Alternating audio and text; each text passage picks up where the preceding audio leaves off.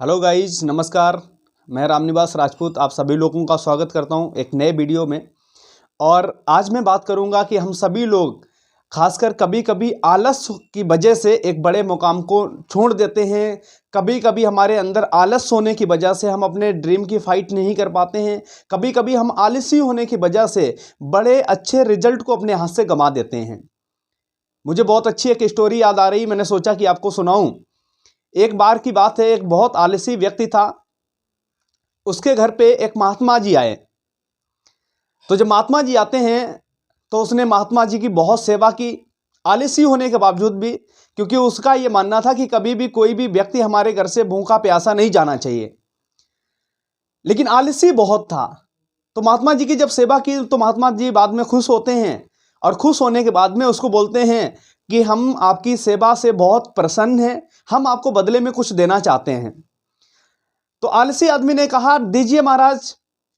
तो महाराज जी ने, महात्मा जी ने एक पत्थर निकाला और उस व्यक्ति को दिया और कहा कि आज हमने जो आपका अन्न खाया है उसके बदले में हम आपका अन्न का कर्ज अदा करना चाहते हैं। हम आपको बदले में एक ऐसी चीज देके जा रहे हैं, इस पत्थर से आप जिस भी लोहे में लगाएंगे, जितने भी लोहे में लगाएंगे, वो लोहा आपका सोने का हो जाएगा। अब क्योंकि आदमी बहुत आलसी था, बोला ठीक है जी महाराज। पत्थर ले लिया, घर में रख लिया। एक दिन हो गया, 2 दिन हो गया, 3 दिन हो गया।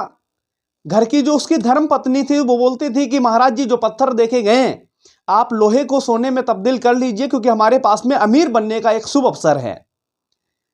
अब आलसी होने की वजह से उस व्यक्ति ने कई दिन तक पत्थर को घर में रखा। जब महात्मा जी उसको पत्थर देकर के गए तो उन्होंने कंडीशन रखी कि इस पत्थर को मैं 7वें दिन आपसे अपना वापस लेकर के जाऊंगा।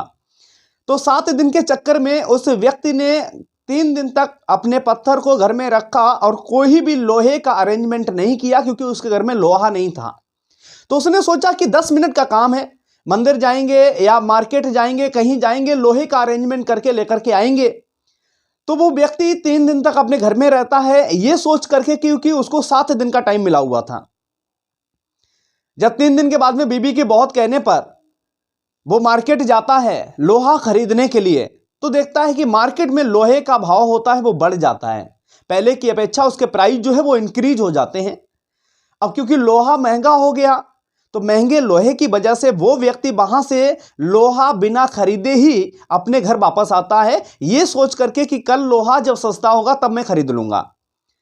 तो जब सेकेंड डे जाता है, मतलब सेकेंड डे से मतलब 3 दिन पहले ही वो रेस्ट घर में कर चुका था, 4th डे वो गया और फिर जब 5th डे जाता है मार्केट में, ये सोच करके कि आज लोहा सस्ता हो चुका होगा, तो वो देखता है कि लोहे के पैसे और ज्यादा बढ़ जाते हैं।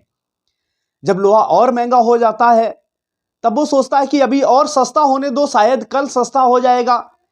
तो 3rd डे वो जाता है और 3rd डे भी वो लोहा खरीद नहीं पाता है महंगे होने की वजह से।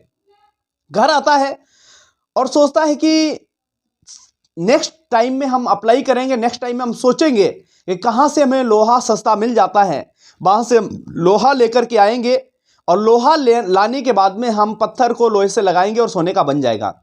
लेकिन होता क्या है माय डियर फ्रेंड्स, जब 7वां दिन आता है तो वादे के मुताबिक महात्मा जी उसके घर आते हैं और बोलते हैं कि हमने जो आपको पत्थर दिया था वो पत्थर हमारा आप रिटर्न करें।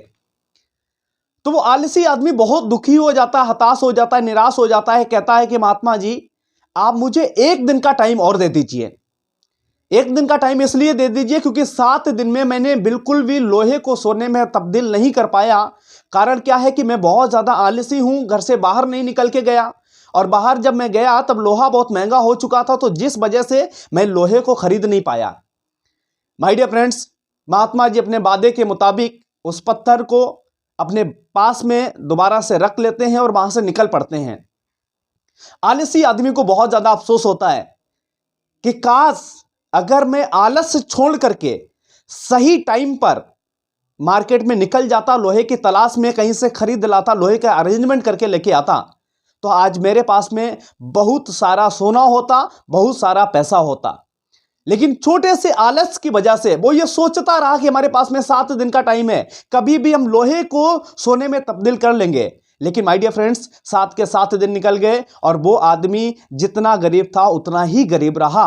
उन सारे गरीब होने के जो मेन रीजन है उसका माय डियर फ्रेंड्स वो ये है कि वो आदमी ने अपने अंदर परिवर्तन नहीं किया, वो आलसी आदमी था।